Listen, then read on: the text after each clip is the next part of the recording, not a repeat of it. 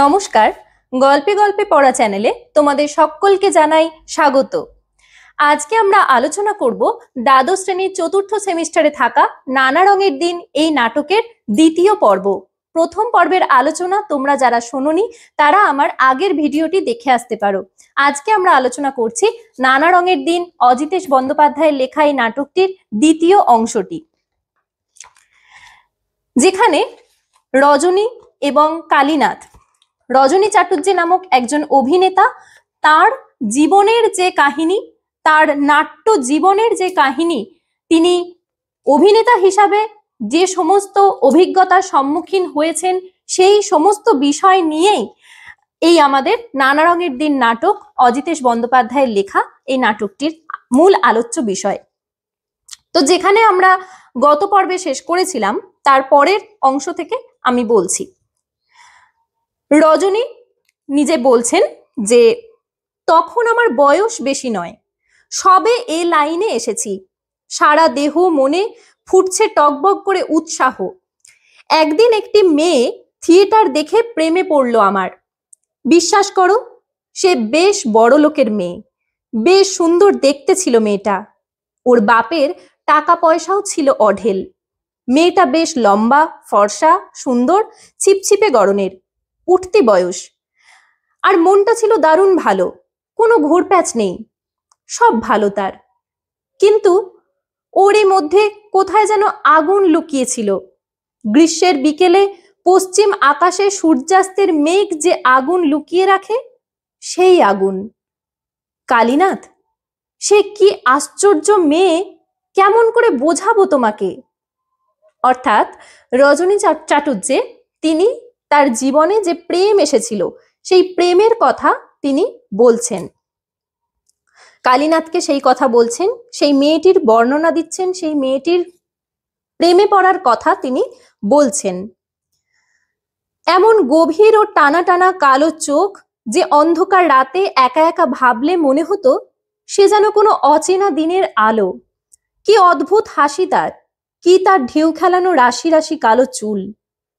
দাঁড়াও, ওর চুলগুলোর কথা বুঝিয়ে বলি তোমাকে। সমুদ্রের ঢেউ দেখেছ তো?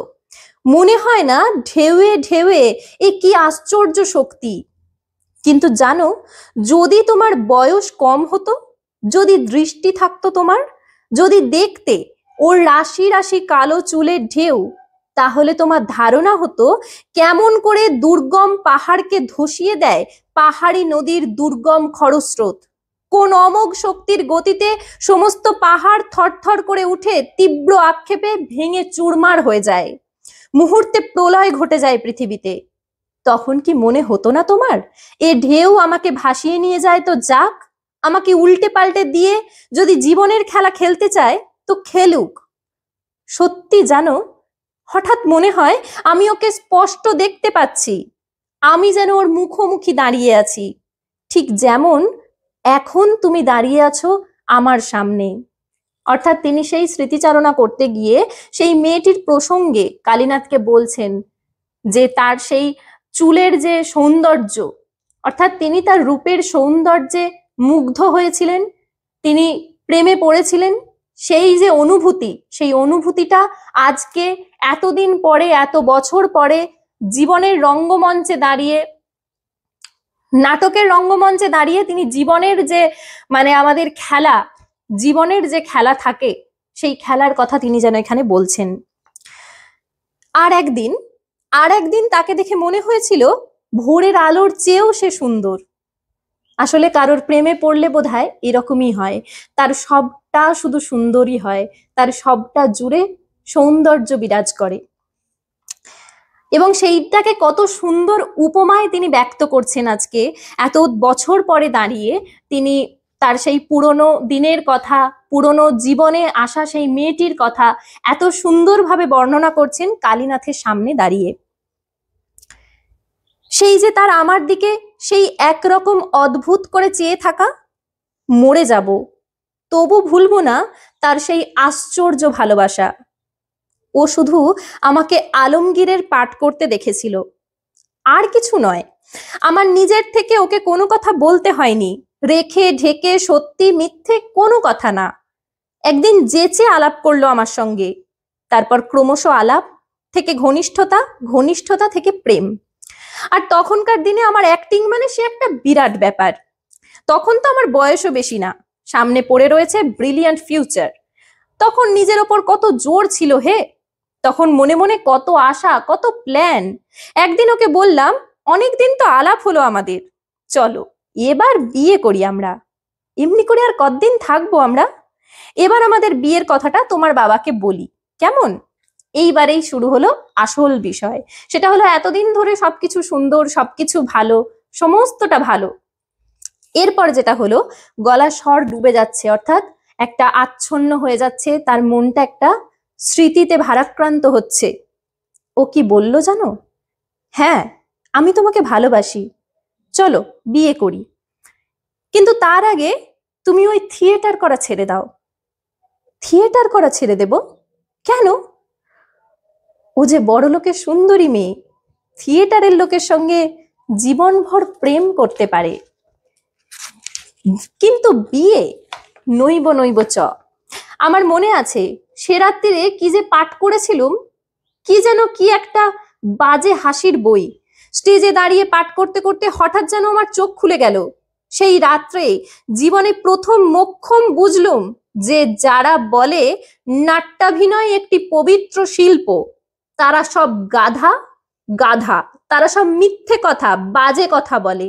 এই লাইনটা ভীষণ ইম্পর্টেন্ট, এখান থেকে কিন্তু প্রশ্ন দিতেই পারে যে নাট্যাভিনয় একটি পবিত্র শিল্প। তো এই কথাটা কেন তিনি উপলব্ধি করলেন, কিভাবে উপলব্ধি করলেন যে নাট্যাভিনয় একটি পবিত্র শিল্প, ঠিক আছে? এর আরো কিছু প্রসঙ্গ আমরা এই প্যারাগ্রাফে রজনীবাবুর যে উক্তি আছে সেখানেই আমরা পাবো। যে দেখো কি বলছেন, যে ওনা সেটা মনে মনে অনুভব হলো যে আচ্ছা, এতদিন ধরে আমার সাথে প্রেম করতে পারলো, এতদিন আমার সাথে ভালোবাসতে পারলো, কিন্তু বিয়ে করবে না, সংসার করবে না। প্রেমটা করা যায়, কিন্তু অভিনেতাকে কি বিয়ে করা যায়? এই যে উপলব্ধি তার হচ্ছে যে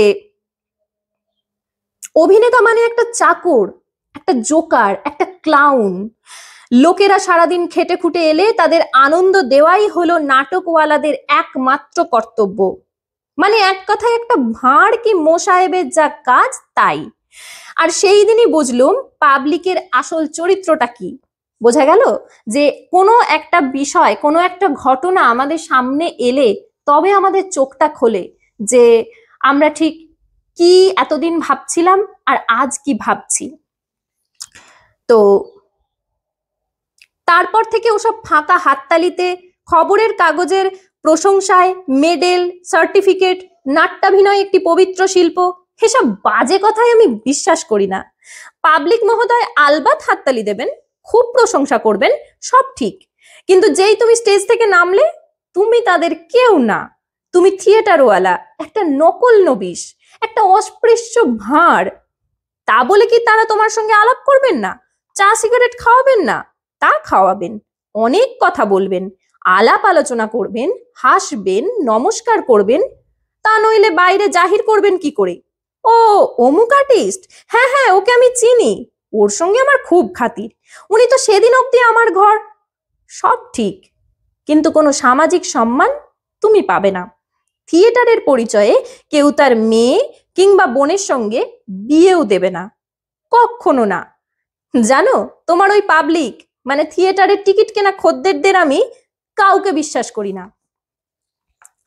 এই যে কথাগুলো, প্রত্যেকটা কথা তার উপলব্ধির কথা, তার মনের অভিব্যক্তির কথা, যে যখন সেই মেয়েটির কাছ থেকে তিনি প্রত্যাখ্যান পেলেন। কিসের প্রত্যাখ্যান? যে থিয়েটারের জন্য তাকে মানুষটা ভালোবেসেছে, যে থিয়েটারে দেখে তাকে পছন্দ হয়েছে, সেই মেয়েটি তো রজনীবাবুকে থিয়েটারে দেখেই পছন্দ করেছে, তার সাথে কথা বলেছে, কিন্তু এখন গিয়ে তার মনে হচ্ছে যে না, থিয়েটারটা তোমায় ছেড়ে দিতে হবে। থিয়েটার করা লোককে বিয়ে করেছি, এটা আমি সমাজের কাছে বলবো কি করে? এই যে ভাবনা চিন্তাটা, সেটাই তিনি উপলব্ধি করলেন। ও আচ্ছা, তার মানে আমি যে নাটক করি, আমরা যে নাটক করি, অভিনেতা, সেই অভিনেতাদের তাহলে এই সম্মান, এই মর্যাদা, সবাই মিশবে, সবাই কথা বলবে, কিন্তু আসল সময়ে তোমাকে ছেড়ে চলে যাবে। কোনো সামাজিক সম্মান তোমাকে দেবে না। এই উপলব্ধি তার হয়েছিল, এই জন্যই তার মনে হয়েছিল যে নাট্যাভিনয় একটি পবিত্র শিল্প। পবিত্র শিল্প, এটা ব্যঙ্গ করে বলা, ঠিক আছে, যে নাট্যাভিনয় একটি পবিত্র শিল্প, এটা আসলেই একটি ব্যঙ্গ বিদ্রুপের কথা। তার মনের জ্বালা যন্ত্রণা কষ্ট থেকে উঠে আসা, এটা একটি ব্যঙ্গাত্মক বাক্য, ঠিক আছে, যে নাট্যাভিনয় একটি পবিত্র শিল্প। তখন কালীনাথ বলছে, পুরনো দিনের কথা ভুলে যান চাটুর্যে মশাই, শুধু শুধু মন খারাপ করে কি হবে, চলুন বাড়ি নিয়ে যাই আপনাকে। রজনী, নাট্যাভিনয় একটি পবিত্র শিল্প, এই পবিত্রতার নামাবলীটা সেদিন হঠাৎই ফাঁস হয়ে গেল আমার সামনে, হঠাৎ। আর তারপর থেকে এই মেয়েটা কি হলো কে জানে, সেই মেয়েটা আমারও আর কিছু ভালো লাগতো না। ভবিষ্যতে চিন্তা টিন্তা সব, বই বাছাই ফাছাই মাথায় উঠে গেল। বই বাছাই বলতে এখানে নাটকের বইয়ের কথা বলা হচ্ছে, যে কোন নাটকে তিনি অভিনয় করবেন সেটা বই হিসাবে বলা হয়, যে অমুক বই অমুক পালা এভাবে তো আমরা বলি, তো সেই আর কি। বই বলতে এখানে এটা বোঝানো হচ্ছে যে বই বাছাই ফাছাই মাথায় উঠে গেল, আবোল তাবোল সব পাঠ করতে লাগলাম। অর্থাৎ তিনি তো, যে আচ্ছা এটা যখন মো সাহেবী, এটা যখন একটা ভাড়া মো, এটা যখন মানুষকে শুধু আনন্দই দেয় আর তো কিছু না, তাহলে আমি যা খুশি পাঠ করব, যা খুশি অভিনয় করব, এই বিষয়টা তার মধ্যে চলে এলো। লোকের মুখে শুনলাম জ্ঞানী ব্যক্তিদের মতে এই সব দেখে টেকেই নাকি দেশের ছোড়াগুলো গোল্লায় যাচ্ছে। তবু যেই স্টেজে নেমেছি তখন ওই সব জ্ঞানী ব্যক্তিরাই বলেছেন, বাহ বাহ, দারুণ, কি ট্যালেন্ট, ধুত্তর নিকুচি করেছে ট্যালেন্টের। আস্তে আস্তে বয়স বাড়লো, গলার কাজ নষ্ট হয়ে গেল, একটা নতুন চরিত্রকে বোঝাবার ফুটিয়ে তোলবার ক্ষমতা নষ্ট হয়ে গেল। থিয়েটারের দেওয়ালে দেওয়ালে কার অদৃশ্য হাত অঙ্গারের কালো কালো জ্বলন্ত অক্ষরে লিখে দিয়ে গেল প্রাক্তন অভিনেতা রজনী চাটুর্যের প্রতিভার অপমৃত্যুর করুণ সংবাদ। অর্থাৎ তিনি তারপর থেকে অভিনয়টা অভিনয় হিসাবে যে করা, ভালোবেসে করা, সেটা তিনি আর করছেন না, সেটা তিনি করতে পারছেন না, মন থেকে তার সেই জিনিসটা আর আসছে না। তাই তিনি এই কথা বলছেন যে অঙ্গারের অর্থাৎ কয়লার যে কালো কালো জ্বলন্ত অক্ষরে লিখে দিয়ে গেল প্রাক্তন অভিনেতা রজনী চাটুর্যের প্রতিভার অপমৃত্যুর করুণ সংবাদ। আমি আগে বুঝতে পারিনি জানো, আজ রাতে সবে হঠাৎ ঘুম থেকে চমকে জেগে উঠে আমি স্পষ্ট বুঝতে পারলাম কথাটা। পিছনের দিকে তাকিয়ে দেখি অন্ধকারে দাঁড়িয়ে চুপ করে আমার দিকে তাকিয়ে আছে আমারই জীবনের ৬৮টা বছর। আমার সামনে দাঁড়িয়ে আছে বুড়ো রজনী চাটুর্যে, আর কপা এগোলেই শ্মশানের চিতার আঁচ লাগবে গায়ে, ঝলসে দেবে আমাকে। অর্থাৎ আজকে যেন সেই জীবনের উপলব্ধি তিনি পেয়েছেন, ৬৮টা বছর পরে ফিরে তাকিয়ে দেখছেন যে জীবনে আমি কি করেছি, জীবনে আমি কি করলাম। কালীনাথ বলছেন, পুরনো দিনের কথা ভুলে যান চাটুর্যে মশাই, পুরনো দিনের কথা ভুলে যান। আপনি চুপ করে বসুন এখানে, আর কিছু ভাববেন না। ভগবান আছেন চাটুর্যে মশাই, অদৃষ্ট তো মানেন আপনি। রামব্রিজ রামব্রিজ, অর্থাৎ তিনি ডাকছেন চিৎকার করে কালীনাথ। কালীনাথ আসলে তাকে স্তোত বাক্য দিচ্ছেন, বোঝাতে চাইছেন যে কিন্তু রজনীবাবু তার নিজের যে যন্ত্রণা, নিজের ৬৮টা বছরের ফেলে আসা জীবনের যে কথা, তার এই উপলব্ধি যে নাট্যাভিনয় একটি পবিত্র শিল্প, এই যে বিষয়টা উপলব্ধি করছেন, এই উপলব্ধি মানুষ তখনই করতে পারে যখন তার জীবনে এরকম বড় কিছু ঘটনা ঘটে, যখন তাকে বড় কিছু সামনে গিয়ে দাঁড়াতে হয়। আজকের আলোচনাটা এখানেই শেষ করছি। আমি এটাকে 3টে পর্বেই ভাঙলাম। পরবর্তী পর্ব অবশ্যই আসছে আগামীকাল। তোমরা সন্ধ্যে 7টার সময় গল্পে গল্পে পড়া চ্যানেলে অবশ্যই নজর রেখো।